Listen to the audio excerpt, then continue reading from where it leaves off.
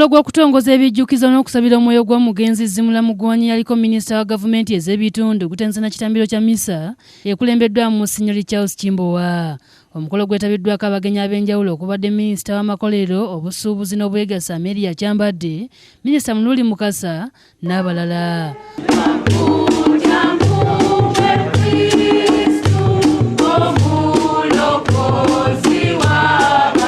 Omugenzi ayogeddwako ng'omuntu eyali omumalirivu mu buli kye yakolanga, bw'atyo minisita Mululi n'asaba abooluganda lw'omugenzi okukuuma ebintu byonna bye yaleka obulungi. Ye minisita Kyambadde asiimye abooluganda okusabiranga omwoyo gw'omugenzi buli mwaka. Njagala kwebaza famire eno olw'okubanga bawaayo ekiseera kino buli mwaka okujjukira omugenzi. Ssekandi omugenzi amwogeddeko ng'eyali ow'amazima, atambulira mu musana ate atalina nkwe, n'akubiriza bannayuganda okweyisa obulungi n'okwefiiriza bakole abantu be baali bajjukirirako nga bavudde mu nsi eno.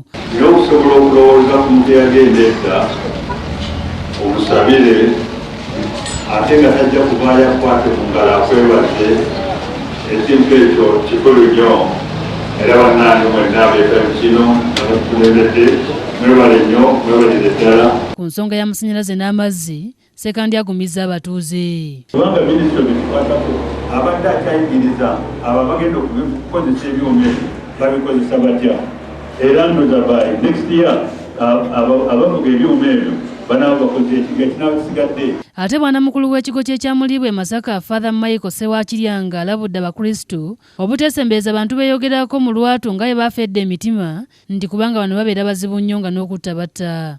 Abadde mu mmisa gy'ayimbidde mu maka g'omugenzi Ventino Bukenya mutono ku mukolo abooluganda ku beebaliza Katonda olw'okusobozesa munnawe Prose Namutaawe okutikkirwa diguli mu Mutesa wa Royal University. Oba kikoze ku Katonda oba kikoze ku bantu banne, nabwe baba tebamulabye, nabwe baba bamulabye, akantu ak'okwekweka katulimu. N'obuwulira obuwulizi ng'obadde okola ekibi oba wakikola dda n'owulira enswagiro y'omuntu, misinde kwekweka buki bwekwesi. Father Ssewakiryanga abawadde amagezi bulijjo okwekwasa Mwoyo Mutukuvu ng'ono y'anaabalambikanga obulungi, bw'atyo n'akuutira n'abakristu okweyisa obulungi. Farida Nancha ne Sennawuli abaagala ayina be bakusakidde eggulire lino.